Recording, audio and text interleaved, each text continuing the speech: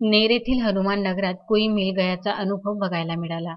कोई मिल गया फिल्मीमध्ये घराच्या वरून यान जात असल्यामुळे त्या गावातील विद्युत दाब मोठ्या प्रमाणात वाढल्यामुळे त्या गावातील लाईट बंद पडतात, कम्प्युटर जळतात व अन्य इलेक्ट्रॉनिक वस्तूही बंद पडतात. तसेच हनुमान नगरातील काही दिवसाआधी डीपी जळाल्यामुळे त्या जागेवर दुसरी डीपी बसवण्यात आली, परंतु ते डीपी जळाल्यामुळे पुन्हा त्या जागेवर तिसरी डीपी बसवण्यात आली, परंतु ही तिसरी बसवलेली डीपी लीक असल्यामुळे त्या डीपीतील ऑइल जमिनीवर पडत असल्याची माहिती हनुमान नगरातील युवकांनी महाराष्ट्र राज्य विद्युत मंडळ कार्यरत असलेले भारशंकर यांना दिली. भारशंकर यांनी दुसऱ्या दिवशी पाहणी केली, परंतु त्यावर वेळीच अंकुश न लावल्यामुळे त्या डीपीतील ऑइल कमी झाल्यामुळे अचानक विद्युत दाब वाढल्यामुळे हनुमान नगरातील अनेकांच्या घराच्या LED TV, LED lights, fridge, mobile जळाल्यामुळे जनतेचे लाखो रुपयांचे नुकसान झाले.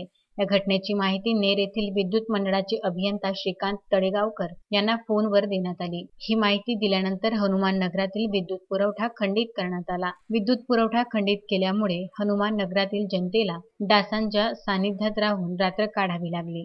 नवनाथ दरोई, विदर्भ न्यूज, नेर.